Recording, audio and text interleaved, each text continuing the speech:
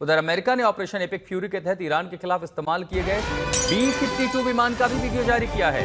ये B-52 स्ट्रैटोफोर्ट्स विमान को रनवे से उड़ान भरते दिखाया गया है।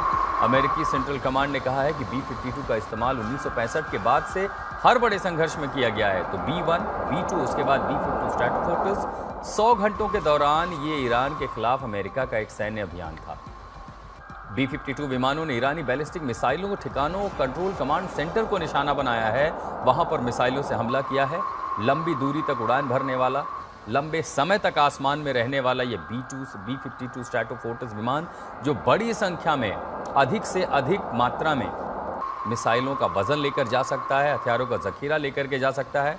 प्रणय उपाध्याय हमारे सहयोगी हमारे साथ बने हुए हैं। प्रणय, ट्रंप ने और अमेरिका ने कहा कि हमारे पास तो हथियारों की कमी नहीं है, लेकिन एक्सर्शन तो उनका हो ही रहा है। कहीं ड्रोन से लड़ने के उन्होंने मिसाइलों का इस्तेमाल करना पड़ रहा है। मैं ज़ेलेंस्की का बयान सुन रहा था कि 800 पेट्रियट तो हमने अब तक इस्तेमाल नहीं किया, जितना आपने सिर्फ 4 दिनों में 5 दिनों में कर लिया है।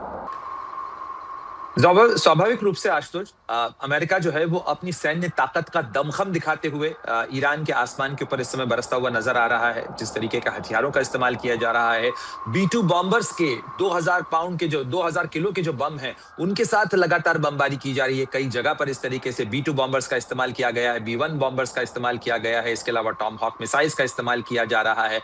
निश्चित रूप से अमेरिका जिस तरीके से हथियारों का इस्तेमाल कर रहा है, उसको लेकर अमेरिका में भी सवाल उठ रहे हैं कि क्या हमारे पास इतने हथियार हैं, और साथ ही एयर डिफेंस के लिए खाड़ी के देशों को जो अमेरिका हथियार प्रोवाइड करता है, क्या इतना मिसाइल प्रोडक्शन है कि उसको रिप्लेनिश किया जा सकता है, वापस भरपाई हो सकती है। हालांकि इन तमाम सवालों के जवाब में अमेरिकी रक्षा मंत्री का कहना था कि इसकी चिंता मत करिए, और साथ ही राष्ट्रपति डोनाल्ड ट्रंप ने भी कहा कि हमने हथियार कई जगह पर अपने रखे हुए हैं, हमने उसको डिस्ट्रीब्यूट कर रखा है, आपको हम बता नहीं सकते, लेकिन हमारे पास हथियारों की पर्याप्त सप्लाई है।